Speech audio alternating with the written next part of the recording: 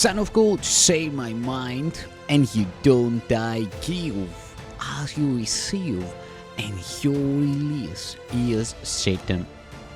This is the part 281 in the series Christ's Forgiveness, How to Manifest Immortality, Season 2. And the name of today's teaching is Specialness as a Substitute for Love. Love is extension. To withhold the smallest gift is not to know love's purpose. Love offers everything forever.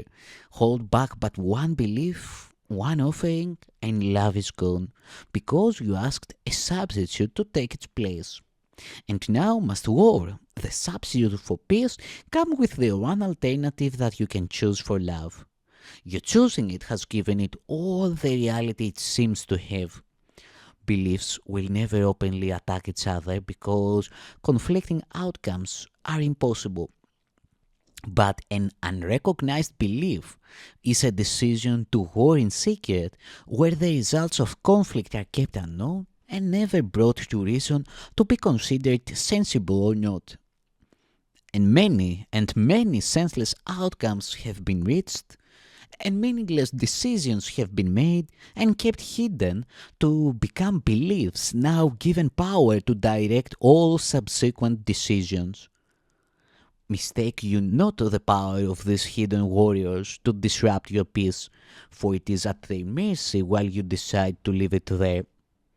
The secret enemies of peace, your least decision to choose attack instead of love, unrecognized and safe to challenge you to combat and to violence, and far more inclusive than you think, are there by your election. Do not deny their presence nor their terrible results. All that can be denied is their reality but not their outcome. All that is ever cherished as a hidden belief, to be defended though unrecognized, is faith in specialness. This takes many forms, but always clashes with the reality of God's creation and with the grandeur that He gave His Son. What else could justify attack?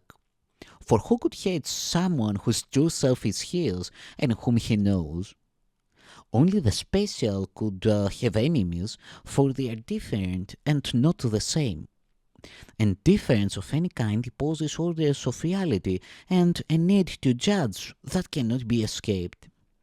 What God created cannot be attacked, for there is nothing in the universe unlike itself. But what is different calls for judgment, and this must come from someone better, someone incapable of being like what He condemns, above it, sinless by comparison with it. And thus does specialness becomes a means and end at once. For specialness not only sets apart, but serves as grounds from which attack on those who seem beneath the special one is natural and just. The special ones feel weak and frail because of differences, for what would make them special is their enemy. Yet they protect its enmity and call it friend. On its behalf, they fight against the universe, for nothing in the world they value more. Specialness is the great dictator of wrong decisions. Here is the grand illusion of what you are and what your brother is. And here is what must make the body dear and worth preserving. Specialness must be defended. Illusions can attack it, and they do. For what your brother must become to keep your specialness is an illusion. He who is worse than you must be attacked so that your specialness can live on his defeat. For specialness is triumph, and its victory is his defeat and shame. How can he live with all your sins upon him? And who must be his conqueror but you? Would it be possible for you to hate your brother if you were like him? Could you attack him if you realized you journey with him to a goal that is the same? Would you not help him to reach it in every way you could, if his attainment of it were perceived as yours? You are his enemy in specialness, his friend in a said purpose. Specialness can never say, for it depends on goals that you alone can reach, and he must never reach them, or your goal is jeopardized. Can love have meaning where the goal is triumph? And what decision can be made for this that will not hurt you? Your brother is your friend because his father created him like you. There is no defense. You have been given to your brother that love might be extended, not cut from him. What you keep is lost to you.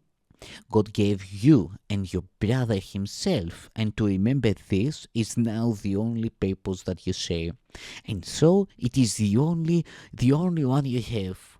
Could you attack your brother if you chose to see no specialness of any kind between you and him?